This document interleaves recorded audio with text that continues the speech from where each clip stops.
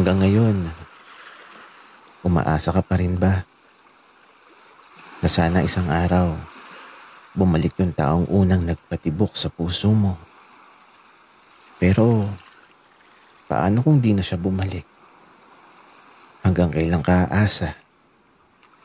Hanggang kailan mo kayang maghintay sa walang kasiguraduhang nakaraan na tila ba hanggang sa nakalipas na lang?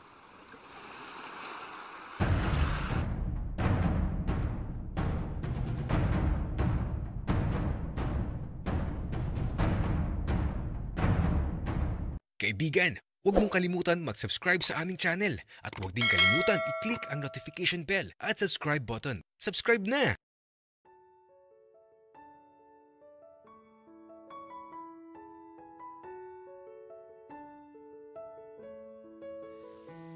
Mahirap talaga iwasan ang sitwasyong tila ba nakaguhit na sa mga palad mo.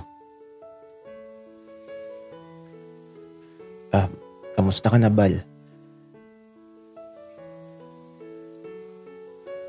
Okay lang ako.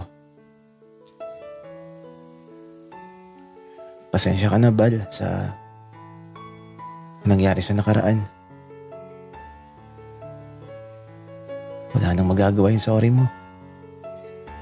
At kung alam ko lang na ikaw ang sisira sa buhay ko, sana pala hindi na lang kita nakilala.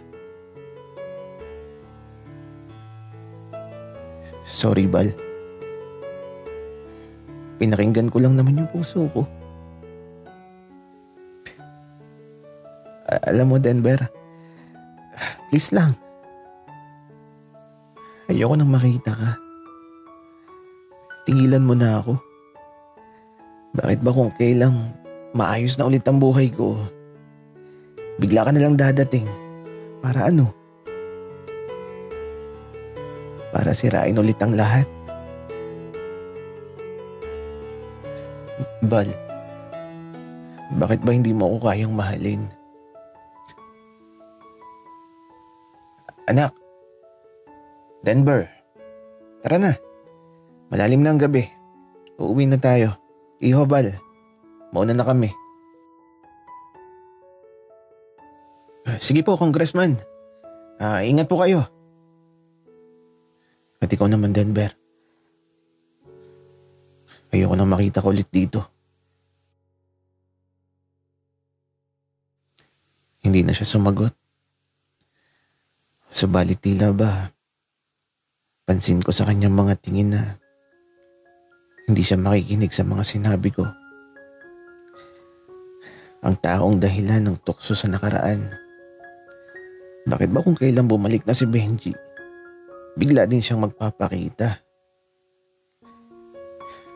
Sa paglisan ni Denver, sana ito na yung huling pagkakataon na magtatagpo muli yung mga landas namin.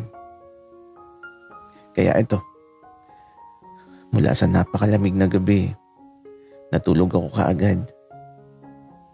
At sa pagising ko, nagtungo ako kaagad sa bahay nila Benji. Pagkarating ko, nakita ko kaagad ang lola niya na nagwawali sa bakuran. Nagmano po ako kaagad pati kay lolo niya na nagkakapitin dito sa may bakuran nila.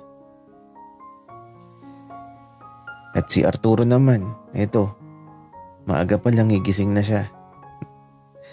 Kasama niya yung tuta at andito lang din sila sa may labas ng bahay. Bal, ang aga mo. Kakagising ko lang. Sobrang aga ko ba, Arturo? At saka may pandesal akong dala. Oh, tikman mo.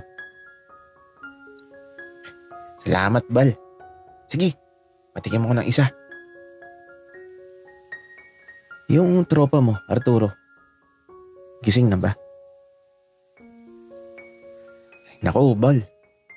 Andyan sa sala. Sa mahabang upuan. Diyan natulog. Gusto mo makita? Hindi na. Wika ako. Pero gusto ko talaga makita si Benji. Bal, gusto mo, gisingin ko. Wag na Arturo. Wika ako. Kaya ito, nandito lang din muna ako sa labas.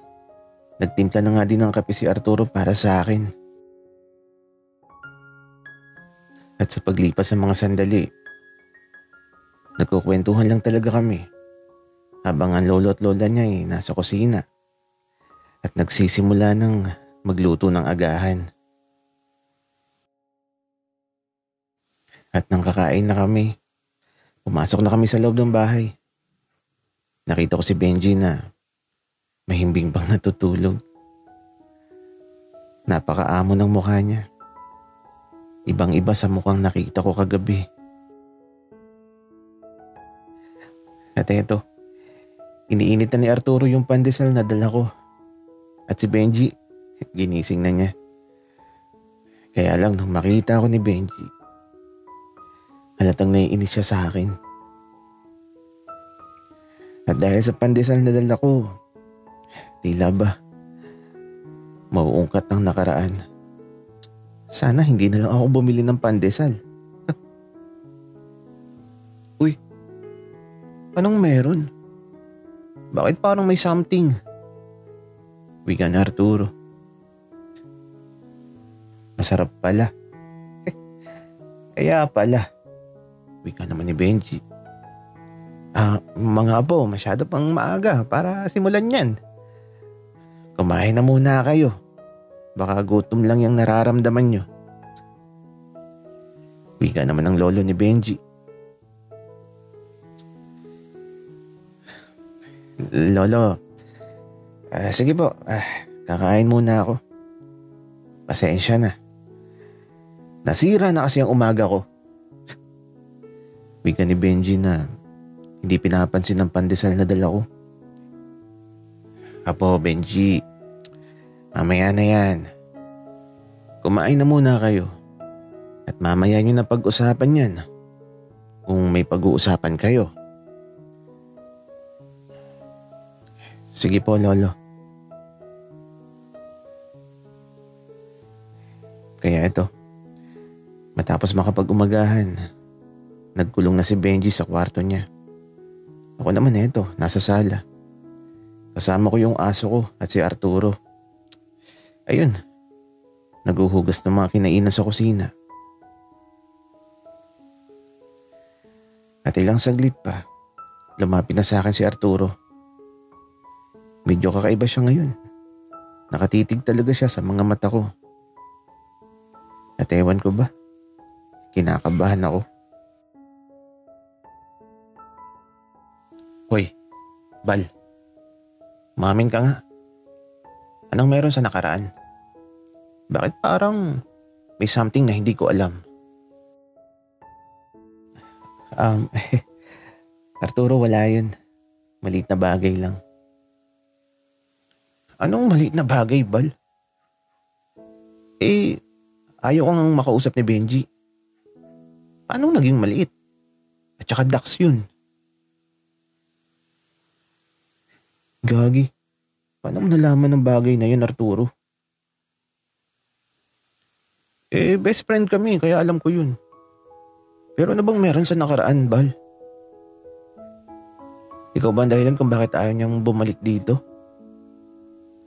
Kasi alam mo, kaya lang siya bumalik dito kasi pinilit ko. At gusto ko lang din na malaman ang tunay na dahilan. Tama ka, Arturo. Ako nga ang dahilan ng lahat. Kaya pala. So ibig sabihin, kasalanan mo ang lahat, Bal. Teka nga. Nasaan yung kutsilyo dito? Teka lang, Arturo. Anong gagawin mo? Kalma lang, Bal. May mangga Kasi kung walang hilaw na mangga, ikaw talagang babalatan ko ng buhay. Grabe naman si Arturo. Nakakatakot. Pero si Benji, ayaw niya lumabas ng kwarto. Paano kami mag-uusap kung lagi siyang nagkukulong doon sa kwarto niya? Bal, pasukin mo na.